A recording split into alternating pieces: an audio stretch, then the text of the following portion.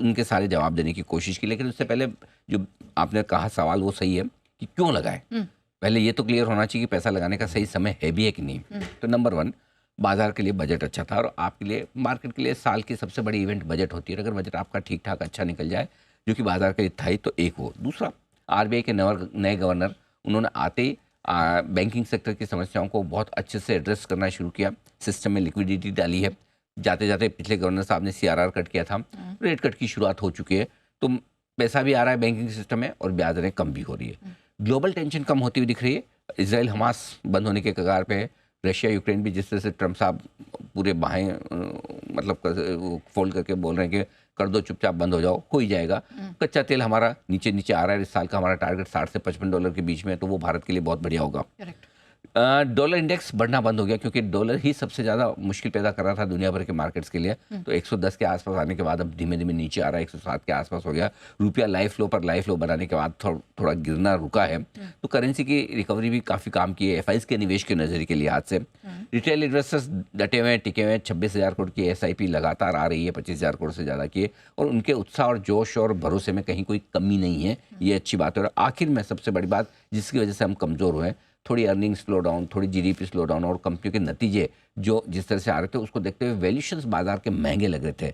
अब इस गिरावट के बाद बाजार के वैल्यूएशन और स्पेशली लार्ज कैप शेयरों में वैल्यूएशन आकर्षक हो चुके हैं। अगर 2 साल का किसी का व्यू है और अगर 20 के मल्टीपल से नीचे निफ्टी ट्रेड करता है, तो आकर्षक वैल्यूएशन माने जाएंगे। मिड कैप स्मॉल कैप में थोड़े बहुत कहीं कहीं अभी भी महंगे हो सकते हैं, लेकिन कई जगह सस्ते भी हो गए। तो लार्ज कैप्स तो आपको ये साफ कर रहे हैं कि अब हमारे खरीदने का वक्त आया है। सर, ये सब तो अच्छी अच्छी चीज़ें, but the picture is not completely रोजी। तो रिस्क क्या है ये भी बताइए सर। रिस्क बहुत है, ऐसा नहीं कि बाजार में कभी रिस्क नहीं। जैसे आप पैसा लगाते हो, सारी रिस्क दुनिया भर की शुरू हो जाती है। सबसे पहले तो एफआईज की है, जो बार बार लगातार बेच कर जा रहे हैं। इस बार जो बेचा है उन्होंने बड़ा तगड़ा वाला बेचा और लगातार बेचा है, तो अभी भी उनकी बिकवाली का डर खत्म नहीं हुआ है। दूसरा ये कि चीन थोड़ा ठीक करने की कोशिश कर रहा है, तो इमर्जिंग मार्केट्स में अब पिछले 3-4 साल में हमें भर भर के जो पैसे मिले थे, अब शायद उतने ना मिले, थोड़े कम मिले, वो एक डर है ही। दूसरा, कंपनियों के नतीजों में सुधार थोड़ा दिखा है दिसंबर तिमाही के में, हल्का सा सुधार, लिटिल बिट।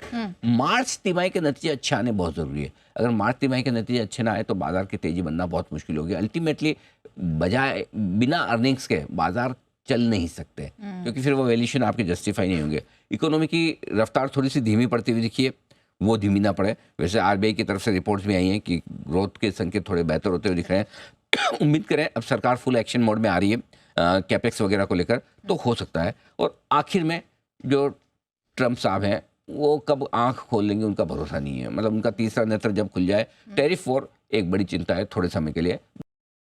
भारतीय बाजारों में जिस प्रकार की अभी स्थिति बनी हुई है, उसको देखो तो साफ साफ यही संकेत मिलते हुए दिखाई दे रहे हैं कि भारतीय बाज़ारों में अभी भी मौका है या नहीं है, इसकी क्लियरिटी हो नहीं पा रही है कि क्या ये समय सही है खरीदारी करने के लिए। फ़िलहाल भारतीय बाज़ारों में पैसा क्यों लगाना चाहिए, उसका सबसे बड़ा और पहला संकेत तो आपको देखने को मिल रहा होगा कि बाज़ार के लिए जो बजट है वो अब की बार अच्छा आता हुआ दिखाई दिया था। आरबीआई ने लिक्विडिटी देने के साथ ही ब्याज दरों में कटौती की शुरुआत की है, तो वो भी एक भारतीय बाज़ारों के लिए अच्छे और पॉजिटिव संकेत वहाँ से देखने को मिलेंगे। तीसरा सबसे बड़ा कारण आप देखोगे तो ग्लोबल तनाव जो है वो कम होने की वजह से कच्चे तेल में कमज़ोरी यहाँ पे देखने को मिल रही है, और वो भारतीय बाज़ारों के लिए काफ़ी अच्छा है, क्योंकि यदि कच्चा तेल $70 के लगभग रहता है, तो वो भारतीय बाज़ारों के लिए काफ़ी अच्छी और पॉजिटिव खबर देखने को मिलेगी। रसिया और यूक्रेन में जिस प्रकार के जो है तनाव की स्थिति कम होती हुई दिखाई दी है, इजराइल और हमास में भी सभी चीज़ें कंट्रोल में ही देखने को मिली है, तो उसकी वजह से कच्चे तेल के दामों में गिरावट ही देखने को मिल रही है। चौथा सबसे बड़ा कारण कि जो डॉलर इंडेक्स है उसका बढ़ना अब थोड़ा धीरे बंद हो गया है, और रुपये की रिकवरी की शुरुआत भी हो चुकी है। वहीं जो आरबीआई गवर्नर है उनके द्वारा जो है कई बैंकों के लिए भी कई बड़े कार्य किए जा रहे हैं, जिसकी वजह से भारतीय बाज़ारों को काफ़ी अच्छा सपोर्ट मिल रहा है। लेकिन बात वही है कि एफआईआईज़ की बिकवाली कब रुकेगी। जब तक एफआईआईज़ की बिकवाली रुकेगी नहीं, तब तक भारतीय बाज़ारों में रिकवरी के चांसेस इतने अच्छे नहीं हैं कि ज़बरदस्त और अच्छे जो है रिकवरी के संकेत देखने को मिले। लेकिन यदि भारतीय बाज़ारों में रिकवरी आती है, तो आप मान लीजिए कि भारतीय बाज़ारों में करीब 2.5 लाख करोड़ से ज़्यादा की बिकवाली अक्टूबर के महीने से हो चुकी है, और यदि उसका 20% या 25% भी खरीदारी भारतीय बाज़ारों में आती है, तो आप अनुमान लगा सकते हैं कि उसकी वजह से भारतीय बाज़ारों में कितना अच्छा और ज़बरदस्त पुष्ट मिलता हुआ दिखाई देगा। फिलहाल रिटेल निवेशकों के लिए काफ़ी बुरा समय देखने को मिल रहा है, क्योंकि उनके स्टॉक्स में 50 से 60% की गिरावट देखने को मिली है।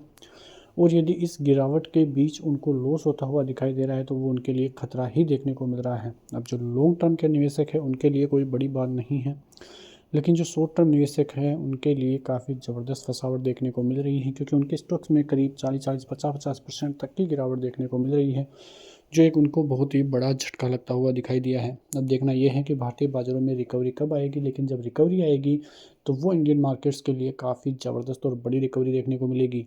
आपको देखना यह है कि किस स्टॉक को बाई करना है। अच्छे और कई स्टॉक्स, लार्ज कैप स्टॉक्स में अच्छे खासा करेक्शन 30-30, 40-40% का करेक्शन भी देखने को मिला है, जो दर्शाता है कि वो एक अच्छा समय यहाँ पे है। यदि आपके पास फंड है तो उसका 25 से 30% फंड आप अभी यूज़ कर सकते हैं। यदि गिरावट और होती है तो वो आपके लिए काफ़ी अच्छा और बेहतरीन मौका होगा उस बीच खरीदारी करने का। तो कुल मिला के आप यहीं से अनुमान लगा सकते हैं कि भारतीय बाज़ारों के लिए आगे का जो समय होगा वो गोल्डन अपॉर्चुनिटी रहने वाली है, क्योंकि ये एक ऐसा समय है जहाँ पे आपको भारतीय बाज़ारों में निवेश करने की ज़रूरत है, क्योंकि ऐसा मौका फिर नहीं मिलेगा। जब भारतीय बाज़ारों में रिवर्सल आएगा तो ऐसा आएगा कि आप सोचोगे कि अब लेऊँगा लेकिन ले नहीं पाओगे। तो ये एक गोल्डन अपॉर्चुनिटी है। वीडियो अच्छा लगा हो लाइक से सब्सक्राइब ज़रूर कीजिए। मिलते हैं नेक्स्ट वीडियो में, तब तक के लिए जय हिंद, जय भारत।